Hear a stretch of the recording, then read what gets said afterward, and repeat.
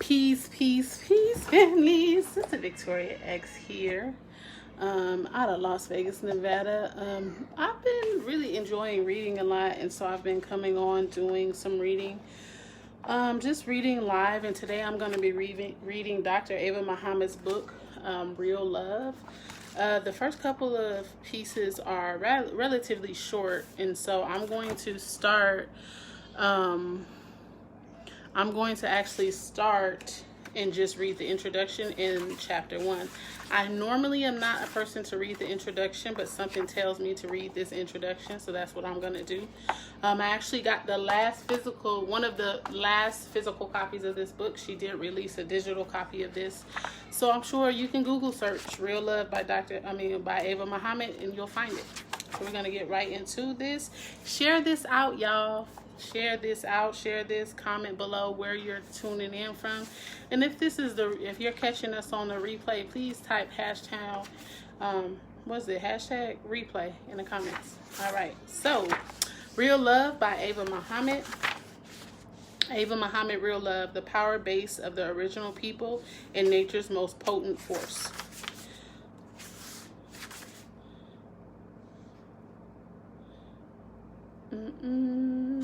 Sorry about that. I was reading a text message. All right, introduction. The substance of real love. What makes us open our arms to those we care about and say, "Show me some love"?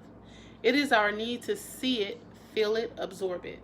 Love is the prime generator of life. It creates, sustains, and nourishes everything in the universe.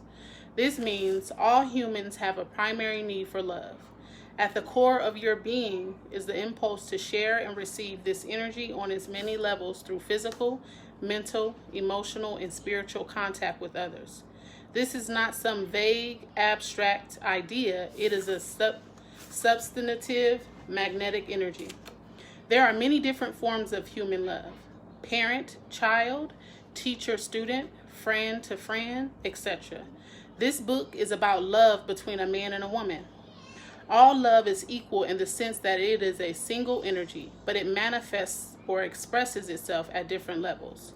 All love has power to create, but as it is channeled through us as individuals, it moves at a vibratory rate that corresponds to our personal development. That vibratory rate determines what we can create. The different energies that flow between couples results in children who are born with many types of temperaments and with distinct advantages and disadvantages because of how they see themselves. A child may be unwanted and uncared for in a certain situation, but there is no child born who is not a child of love, because no human being can come into existence unless love is present. All love is life-giving, even though it may be distorted or escape the awareness of the people involved in that instance. The physical expression of love that takes place during conception is beautiful, but it cannot touch the sensation the Creator had when He brought Himself into existence out of the triple darkness of space. That is the ultimate ecstasy, which should be our goal in love. Love is not sex. It is the generating power that makes us able to be sexual. The spiritually undeveloped man loves his woman with the same energy that a refined man has for his woman. The difference is his creative power is limited to what he can produce through his genitals. He can create children of the flesh, but not children of the spirit.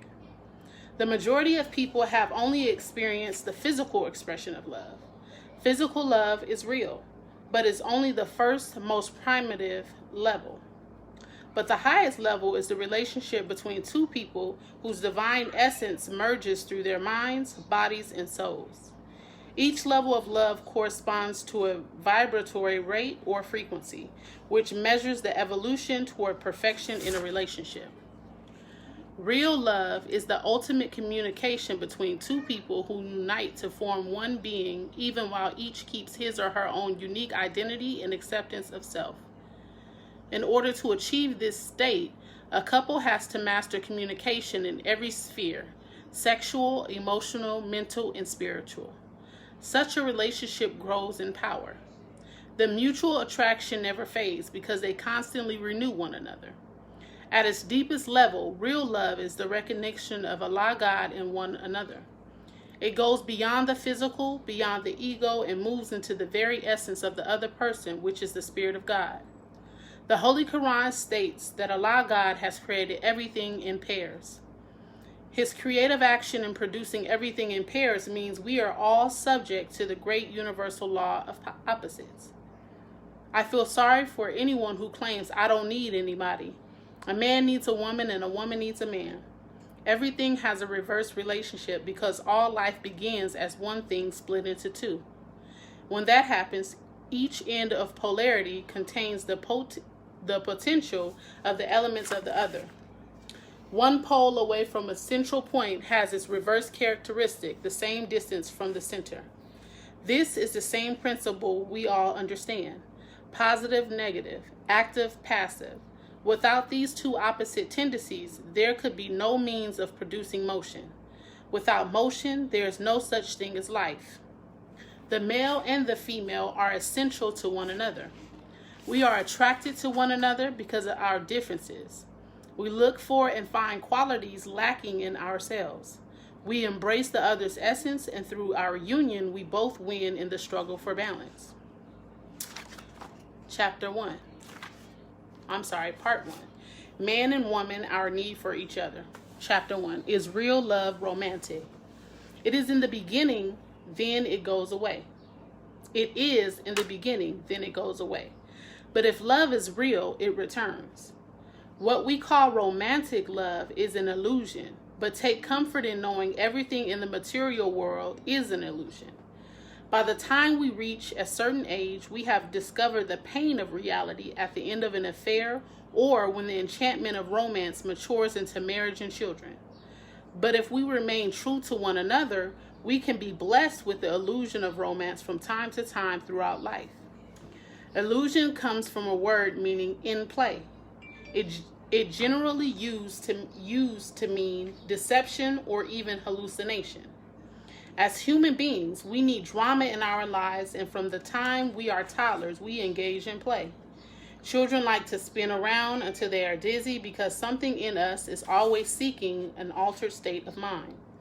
We have made up games for life, and indeed, the Holy Quran charges man with indulging in an excessive amount of sport and play.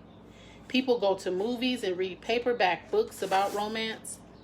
Romance is one of the most powerful expressions of our capacity to hallucinate. When we fall in love, we gain a new perception of life. We neglect the daily duties of life and want nothing else to be with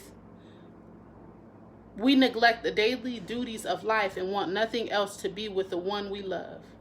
There is always a parent, a friend, and a mentor who warns us of the illusion and begs us to snap out of it before we marry the wrong person. We all serve as advisors against it unless it's happening to us. The emotional self has a strong need to go against the day-to-day realities of life, and so romance is important to experience. We just have to learn to satisfy this demand without taking drastic action or engaging in behavior that will have a permanent effect on our life. We just need to understand it is a phase or season in the cycle of the relationship. Romantic love precedes real love, so we must not do in romance that we would do in a real relationship. This is why courtship is necessary. It does not place restrictions on your feelings, but on your reaction to your feelings. That way, if your feelings dissolve, there is no serious injury to anyone's person or reputation. The brain has weather conditions, sunny, cloudy, stormy, etc. Well, if this is true, and it is, then we know that what occurs externally is a manifestation of what occurs internally. Love as a human relationship has seasons. Spring, of course, is the romantic phase. Summer is contentment, fall is decline, and winter is death. When love survives all the seasonal changes, it is real. When two people learn they have the same God, the same purpose in life, a genuine interest in one another's well-being, enjoy one another's company, they will make it, regardless of the current weather conditions in the relationship. We all know that in the springtime of love, when love is not yet real but potential, there is mutual enchantment. We fall under a hypnotic spell as our deepest yearning to love and be loved rushes forth. There is emotional immaturity that responds to the freshness of the whole thing. We just can't get enough of this person. If there are any defects, and there are, we cannot see them. She is the most beautiful, perfect woman I have ever seen. She is incredible. During the summer, everything reaches its peak and fulfillment comes. We know just enough of our love to anticipate the smallest desire. Oh, he is so thoughtful, so considerate, so attentive. There is nothing he won't do for me. Then comes autumn, and the spell begins to wear off. Just as leaves fall from the trees and leave branches bare, we start to see the dark side of one another. The shortcomings, which were invisible during the period of mutual admiration, started showing up. Finally, winter comes. No leaves, no flowers. Not only are the negative traits visible, we feel as though we are looking through a zoom lens. So even the smallest annoying habits are so magnified they drive us insane. Little mistakes are unforgivable and become the basis for argument. At this point, the strength of the relationship's foundation is tested. If it is shallow, it is over. But if it is deeply rooted, like trees and perennials, it will not only survive the cold, it will emerge brand new. So that is the introduction in chapter 1 of Real Love by Dr. Ava Muhammad. So I think it's a really good book so far. I'm excited to get into the depths of it all. And I hope that you all heard or saw something that interested you enough to go and get the book. Like I said, you can Google it and you'll probably be able to find her book. It's also in digital format. So you all enjoy the rest of your day and share this out. And I'll see you guys next, I don't know when, but next time.